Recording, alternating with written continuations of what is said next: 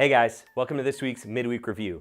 So this Wednesday night we started our series called 13 Reasons Why Not, where we're addressing some of the common things in our culture that have been given as reasons why suicide may be the answer. So this week we talked about three different reasons that have been given based on the show 13 Reasons Why, where a girl has committed suicide and she gives 13 reasons why she did it. And three of those reasons that actually get repeated throughout the show are this: there are rumors, her reputation, and a lack of reconciliation. Now, rumors are a painful thing for us because they happen so often. It's a common, non-stop thing. We're gonna hear rumors, we're gonna see people spreading rumors, we're gonna find out rumors about us that have been going on.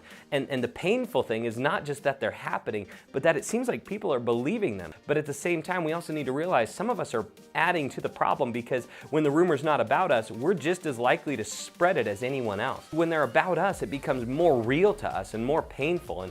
And we need to realize something, that no matter what those rumors are, they should never lead us to suicide as the option, because we know that rumors are going to happen. We know that rumors are going to come up. We know that eventually someone's going to share something about us that is not true, or maybe has its basis in truth, but it's exaggerated, and it's a painful thing, and we don't want it shared around, and yet people are going to share it. We know, though, that that's going to come. We know that that's going to happen, so we can prepare ourselves for that. That's why suicide should never become an answer to rumors being spread about you, is because you can be prepared in your heart so that you're not so easily destroyed. You see, what gets destroyed is our reputation. When rumors go around, our reputation takes major hits. We spend our lives trying to shore up this little tower of reputation, and what it is it's the picture that we want everyone to see of who we say we are. It doesn't matter if that's actually who we are, it's what we want people to think we are. So with our reputation, we take this tower and we build it up, and the real issue is that when rumors come in,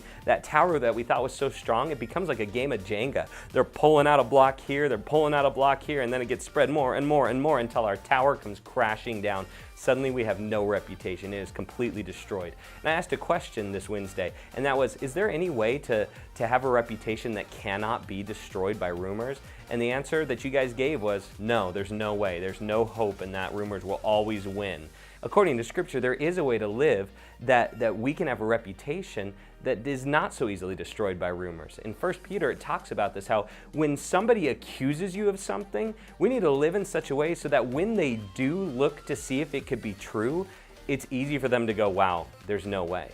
Now, some of you are looking and saying, that sounds ridiculous. It sounds so hard to do, to live and choose to do what's right the whole rest of my life. How am I going to do that? Well, I gave you a little tool to help you with that. And it's not to focus on the rest of your life or the next year, or the next week, or the whole day even, but it's to focus on the next 5 minutes. Take 5 minutes to focus on doing what's right. And then after those 5 minutes, focus on the next 5 minutes. It makes it a lot easier to take small steps in it, choosing to do what's right. And when you have messed up, you start taking steps in that to fix that and to do what's right in that, to respond correctly in those things.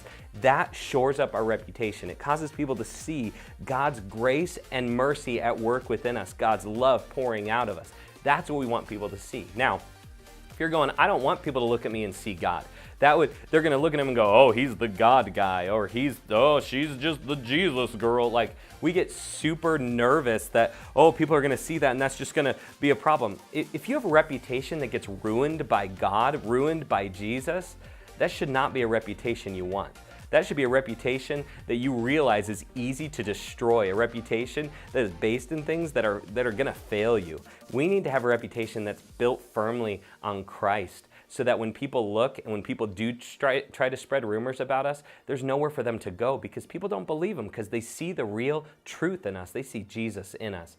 And what's crazy is when we don't have that reputation shored up, we can find that those rumors, our reputation being destroyed, can destroy relationships. And suddenly we're in this place where we want reconciliation. We want to be brought back into friendship with somebody, and it doesn't work out. Maybe it's something that we're trying super hard to be their friend again, and we're destroyed because the relationship fell apart, and that just hurts so bad for us. And some of you are right in that place. Now, in the show, the girl had a friend that just stopped being her friend because all that was going on, and it hurt her, and that hurts us too. But the truth is, we need to realize something. When we're talking friendship, relationships with other people, we're taking two imperfect things, we're trying to put them together, and a lot of us expect it to be perfect. Well, what you're doing is bringing everyone's imperfections into one thing and hoping that they just cancel out. It doesn't work that way. Imperfections will always come out and destroy things and hurt things and damage things, and suddenly that relationship can just fall apart. We don't want that, but the truth is, with our relationships, there's a likelihood that that's going to happen at some point.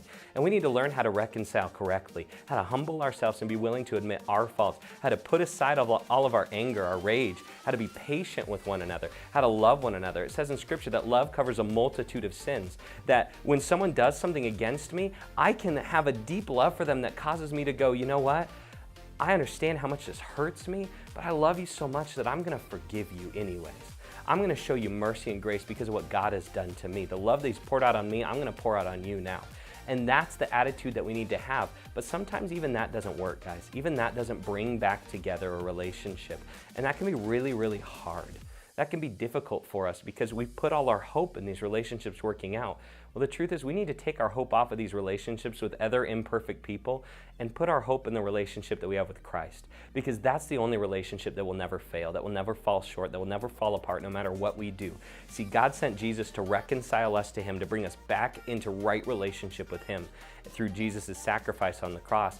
And we are called to share that reconciliation with others. But what's really amazing is the fact that no matter what we do, that reconciliation is not destroyed. God was the one who humbled Himself and gave Himself up for us to bring us back into friendship. And we need to find a hope in that, in a relationship that can never end, that can never fail. If we put our hope in that, it's a lot easier to walk through the dark times of other relationships falling apart, knowing that we have one that never ends.